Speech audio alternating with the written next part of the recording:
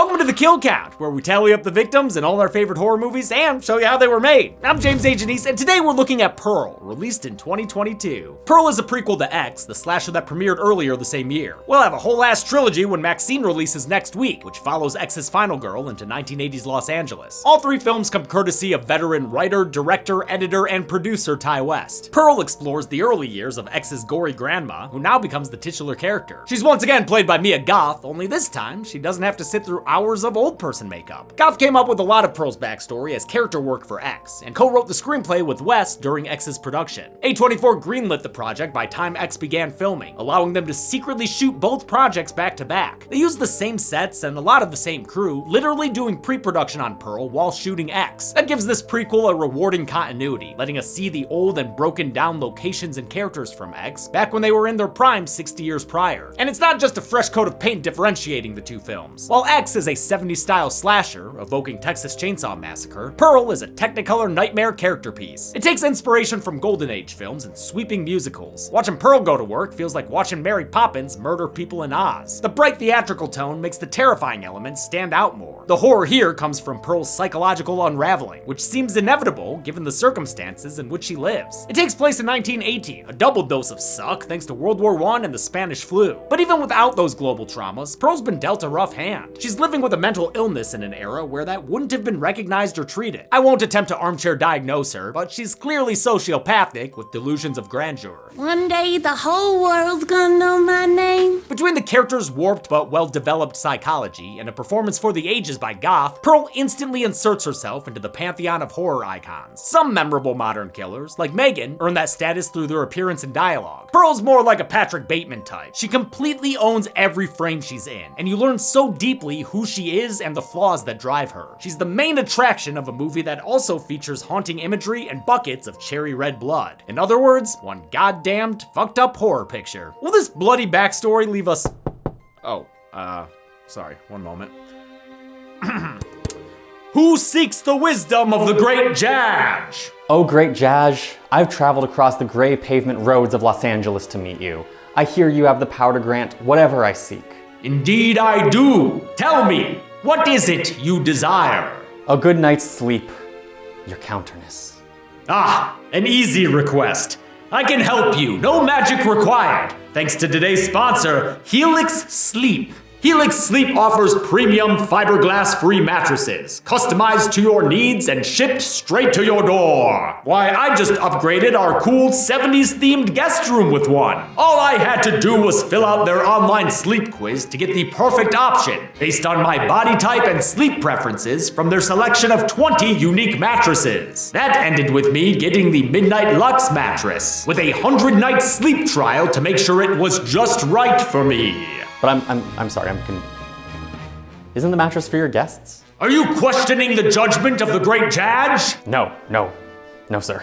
Good. Besides, it's perfect for a quick nap when I'm downstairs. The great Judge works irregular hours, so being able to squeeze in a power nap within feet of my office is ideal. Plus, its cooling cover helps me stay cool and comfortable even on hot days. Just wait. I'm sure you'll love it too. And when you do, you and all of my adoring subjects can take advantage of their 4th of July sale by going to helixsleep.com/deadmeat to get 30% off Lux and Elite mattresses plus 2 free pillows, as well as 25% off site-wide. All with a 10-year warranty, and for US customers, free shipping! Now off with you! I have important matters to tend to. Greatness and Judge and all that. Will this bloody backstory leave us clutching our pearls? Let's find out and get to the kills.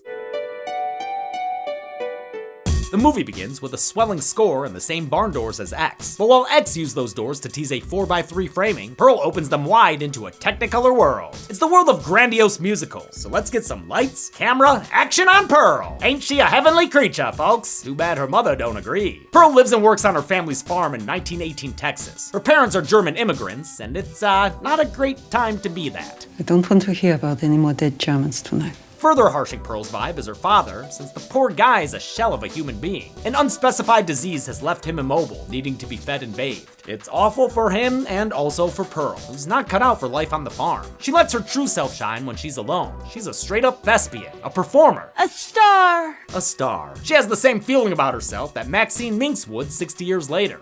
You're special. I'm special. Special is one way to put it, considering how she deals with barnyard pals who don't pay for tickets to her show. She pitchforks a poor goose and takes it to a nearby pond. There, she calls for her bumpy friend Theta and feeds that gator a title card. The next day, Pearl rides her bike into town, passing by a man preaching from the Book of Maxine. I will not accept a life I do not deserve. I do not deserve. Great slogan to throw on a sandwich board. After picking up morphine for her dad, she disobeys her mom's orders and swings by the local cinema for a show. She watches it with 20/20 vision, by which I mean with a mask over her face to avoid the pandemic. Pearl takes place in 1918, when the Spanish flu was wreaking havoc on the world, much like COVID-19 in 2020. The parallels are aplenty. Remember to cover your face. And don't linger close to anyone. Papers are warning of a lethal resurgence. Writer-director Ty West thought this was a topical way to add to Pearl's isolation. She already struggles with the loneliness of farm life. With the pandemic in place, she can't even socialize in town. All this isolation has been enough to make one mad, hasn't it? It really has. It reflects the mental health issues a lot of people experienced from isolation during COVID lockdowns. Before the movie starts, Nicole Kidman is the shoot for some pre-show propaganda. Damn, that footage is intense. Y'all couldn't play Make Mine music or some shit? Pearl takes a swig of scissor and settles in for Palace Follies, a film that features the song Wee Wee Marie. Wee Wee Marie. The same song played in X when Old Pearl danced in Bloody Headlights. That version was a cover by Chelsea Wolfe. After the show, Pearl has a back alley bump-in with the theater's projectionist, and that's projectionist with a capital P, since we never learn the guy's real name. The mustachioed movie man gets flirty with Pearl, not knowing that she's married, because she never tells him. Her husband Howard is off fighting in the trenches and writes to her about the horrors he's seen and how much he misses her. I never want to be away from you again, till death do us part. As X showed, that would turn out to be true. The projectionist gives Pearl a frame of the picture she just saw and says she can come by and see a film whenever she wants. He's her own personal movie pass. On her way home, the film frame flies out of Pearl's pocket. She knows there's only one place it could have gone. Deep into the corn stalks? Maybe she can get another one from He Who Films Behind the Rose. She doesn't find Isaac or Malachi, but she does stumble upon a creepy-ass scarecrow. But hey, when you're in a drought, even straw can look nice and ripe. She takes the brainless bumpkin for a ballroom dance and starts to practice kissing on him. Ooh, moving on to the advanced techniques I see. And why not? He's so handsome, ain't he, Pearl? I'm married! Okay, that's cool, but then why you about to... Oh, okay, you're gonna have a little scarecrow secret, huh? Yep, she clicks her ruby heels against him and, well, she fucks that scarecrow. I mean, you shouldn't be too surprised. We done seen that Pearl's perpetually horny, even in old age. She gets home late and finds her frustrated mom chopping wood like she were William from The Witch. She's sent inside to help wash off her father, which gives her the chance to practice her kicks. And her psychopathy, since she pinches and prods him. Oh man, and chokes him too? Come on, Pearl, leave your pops alone. At dinner, Mama Ruth takes away her daughter's soup after noticing her change was missing 8 cents. Inflation calculator says that'd be $1.79 today. Seems harsh, but so are the times, as Ruth's quick to remind her daughter, especially for people like them. Du siehst, wie deutsche Bauern hier behandelt werden. Der einzige Grund, warum wir nicht krank oder am Verhungern sind, ist, weil wir achtsam leben. It's an unfortunate reminder that Americans have often been suspicious of immigrants, especially when they come from countries we're at war with. The conflict between Pearl and Ruth is one where you can understand both perspectives. As a desperate creative type, Pearl's obviously going to be miserable living on a farm, but her mother immigrated here and worked hard to achieve this life. She can't afford for her daughter to be flighty. Ich kann dir nicht erlauben, dein Leben zu verträumen und dich vor deinen Verantwortungen zu drücken. Ist das klar? Das ist klar. That night, Pearl wishes for a chance to escape the farm, and a shooting star portends an opportunity. It arrives the next day when Howard's mom and sister visit, trying to help out by delivering a pig roast. Ruth is too proud to accept the handout, especially from a family that's much better off. Turns out Howard comes from money and privilege. He even could have gotten out of serving in the war. You know, we had a doctor willing to declare him ineligible. But he turned down his family wealth and opportunity to instead be a farmhand and soldier. And Pearl's super thrilled about that. She loves it, really, so proud of you. That's great, Howie. Her sister-in-law Mitzi lets her know there's a traveling troupe in town auditioning girls to be dancers. Doesn't that sound exciting? Sure does to Pearl, so the two make plans to attend the audition together. Pearl thinks it can be her ticket out of this place and let her have a bit of palace folly herself. Yes, sir, she can see it now. Best of all, it'll get her away from her mom, who's just, God, the most joyless woman I've ever seen. She's a black cloud amongst all these vibrant colors. Pearl was shot on the same sets and locations as X just 3 weeks after that film wrapped. They kept on a lot of the same crew too, many of whom were in the middle of a break from working on Avatar 2. Sometimes it was a lot of work to transform things into the 1910s. For the town, they shot a section of Wanganui in New Zealand, where they had to remove parking meters and light poles and put down dirt to cover the asphalt. But other times, it was easier to recreate this time period than the 70s for X. Production designer Tom Hammock said it was less stressful getting props, since viewers know the 1910s a lot less than they know the 70s. And making Pearl's home look new was actually easier than aging it for X. Instead of having to add wear and tear, they could just put up new wallpapers and a fresh coat of paint. It was very strange to be making a movie on a farm for over a month and then go away for about a month, and when you came back, the farm looked totally different. The owners of the house they shot in liked the remodeling so much, they kept it after production was over. Pearl steals another one of her mom's dresses and sneaks out to see the projectionist again. She rides into town looking like the Wicked Witch, or I guess technically looking like Miss Gulch. There's a lot of Wizard of Oz imagery in this movie, since, like Dorothy, Pearl imagines living in a world that's bigger than her life on the farm. The projectionist is pleased to get her on his dirt couch and give her a dirty glass of booze. She asks to watch Palace Follies again, but he suggests a reel from his personal collection. How about a film nobody else has seen? The movie, A Free Ride from 1915, is a real-life stag film, short silent movies that are some of the earliest examples of pornography. He picked up this little titty-ditty in France, since they're still illegal in the US of A, but he thinks they'll be legal soon enough. People pay an arm and a leg to see this. It's a nod towards the future production that'll take place in Pearl's backyard 60 years from now. There's another bit of connective tissue when the projectionist calls himself a bohemian. I guess Howard has a string of bad luck with guys like him. The last bohemian that stayed here was the same. Traipsing around in barely any clothes, enticing my wife. More X connections are made when the sexy cinephile encourages Pearl to follow her dreams. You only get one take at this life. And if you don't make the most of it when you're young, you don't get a second chance. That's kind of the whole theme of X. There, we see Pearl long after all her second chances are gone, and we hear the younger characters talk about avoiding those regrets. Because one day, we're gonna be too old to fuck. And life's too short if you ask me. Pearl opens up about feeling stuck, caring for her father and tending to the farm. She may even open up a bit too much. If only they would just die. Pardon? Nothing. She almost makes good on that thought later when she wheels her poor dad out for a meeting with her best paligator. Theta the Gator is named after silent film actress Theta Bara, whose film is playing at Pearl's local cinema. American alligators can live to be over 80, so Theta may be the same gator who would later take a bite out of Bobby Lynn. She doesn't get a daddy dinner now, though, since Ruth finds Pearl before any chairs are tipped. Afterwards, Pearl finds a nest of gator eggs and takes one home. Her resentment towards Howard for leaving her causes her to scramble her new friend as she hallucinates him being killed in the war. I love this sudden explosion, where they just blew up a dummy filled with fake guts. Ruth finds out Pearl's been sneaking into town and demands she isolate from her sickly father. Pearl asks to go to the dance audition instead, saying she wants something more than this life, and that's the final straw for her mom. Ruth accuses Pearl of being ungrateful and says she knows her daughter has antisocial tendencies. Not that she knows that word, but she's seen what she does to animals, and she's afraid of her. It's only a matter of time before you hurt someone else. She's also like, oh, you think your life sucks? Look what I'm dealing with. I was supposed to be his wife, not his mother! Ruth is played by Tandy Wright, a New Zealand actress who worked on X as its intimacy coordinator. She taped her audition for Pearl with the help of Owen Campbell and Martin Henderson, and only had 3 weeks to learn the German required for the role. She gets nuts with the guilt trip and even stabs an innocent table, oh my god! Then she pretty much curses her daughter. But when you fail, and you will fail, I want you to remember what it feels like. Because that's how I feel every time I look at you.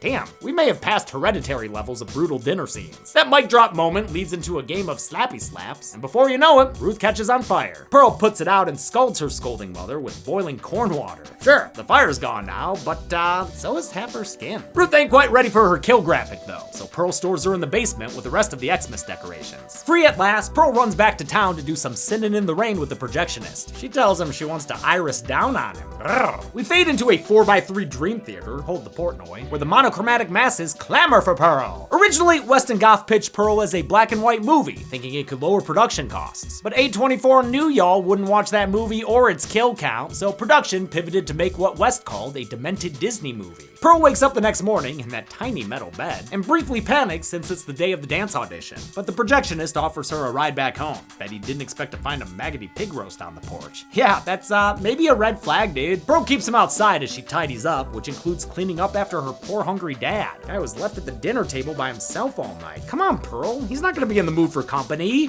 Pleased to meet you, sir. The projectionist is already having second thoughts, and his sexual aspirations end when he hears Ruth bumping in the basement. He's played by David Cornsweet, who's been tapped as the DCEU's new Superman. His acting here is great. With each new piece of information he gets, he realizes he's stepped into something bad. He makes an excuse to leave, but Pearl catches on real fast. What's the matter with you?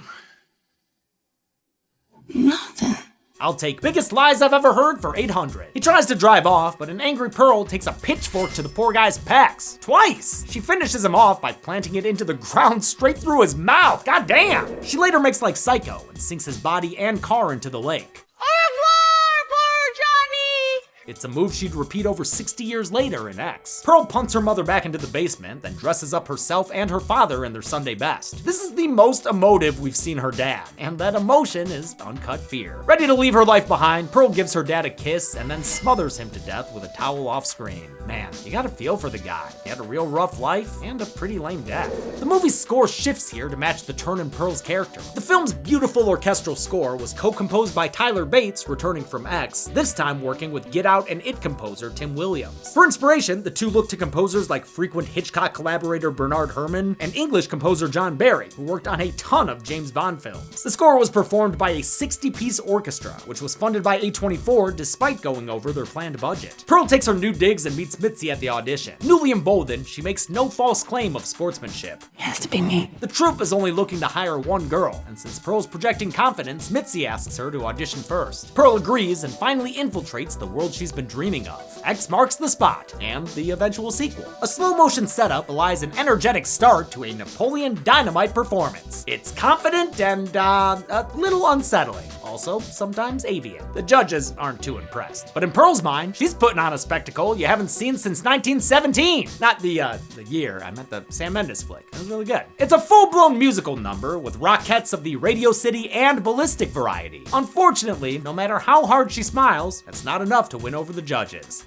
Thank you, but it's gonna be a no. And just like that, Pearl's brain breaks. I don't know what she expected though. You know she ain't getting high marks from her dead burnt mama. The judges say they're looking for someone all-American, young and blonde. Someone with X Factor. Pearl has a total meltdown and makes some noise! Please, I'm a star! Sorry, that's the brakes, little lady. Hey, wait a minute. This means when Pearl said she used to be a dancer in X, she was a fucking liar. It ain't my fault you didn't live the life you wanted. Damn straight, Bobby Lynn. Mitzi finds Pearl bawling her brains out and offers her a ride home, back to the Maggot Pig Inn. She tries to cool her off with a nice glass of milk, but Pearl is in the throes of missing her husband and having a self-reflective breakdown. I'm worried there may be something real wrong with me and Mitzi. In a bit of therapeutic theater, Mitzi offers to roleplay as Howard so Pearl can vent her feelings. I hate you so much for leaving me here sometimes. I hope you die. Mitzi immediately regrets her decision. In an incredible 8-minute long monologue, Pearl opens up to the imaginary Howard about her disappointment with her life. She admits that she resents him for keeping them on this farm, when his wealth could have given her the life she wants. It's a whole dump of TMI, with her talking about the relief she felt from having a miscarriage and admitting that she kills animals. But don't worry, just the small ones. Nothing but feelings, nothing that could hurt me back.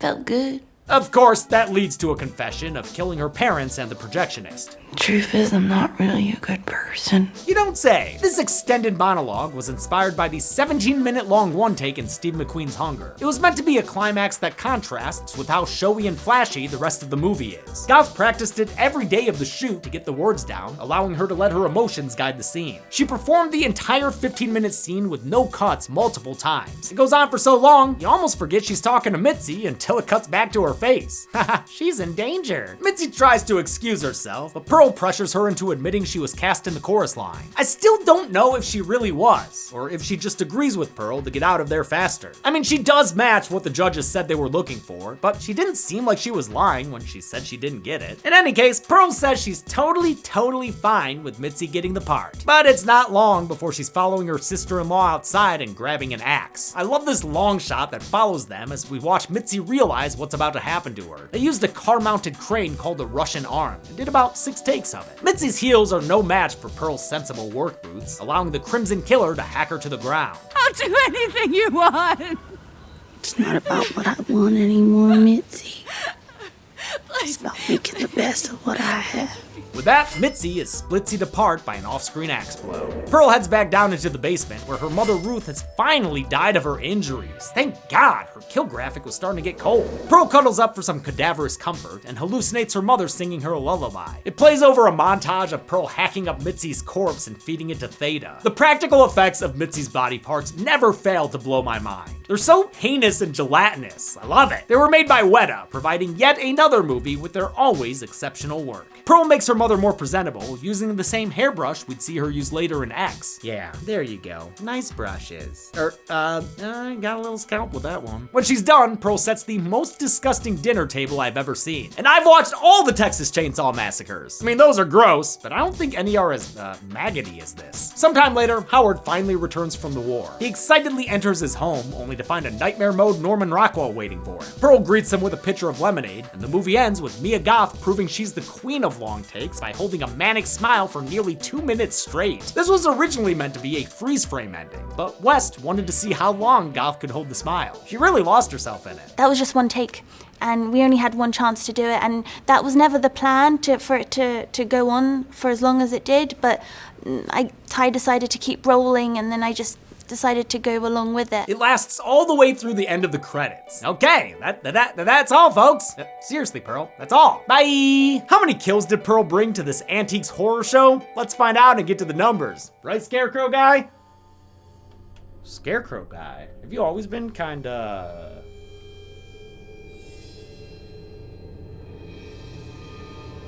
No, I can't.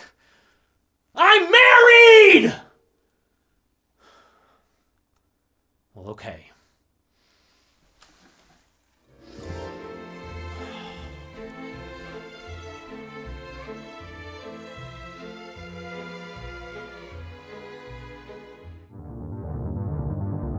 Only 4 people died in Pearl, which is half as many victims as there were in X. They consisted of 2 men and 2 women, giving us this Technicolor pie chart. We've only seen this count and breakdown twice before on this show, and both of those movies were good ones. With a runtime of 102 minutes, Pearl had a kill on average every 25.5 minutes. I'll give the golden chainsaw for coolest kill to Mitzi, as long as we include the disgusting dismemberment that followed, which I will. Dull machete for lamest kill will go to Pearl's dad. It happened almost entirely off screen, to a character who really didn't deserve it. And that's it. Pearl came out in 2022 and is set to be followed by Maxine, which comes out next week. Until next time, I'm James A. Janice.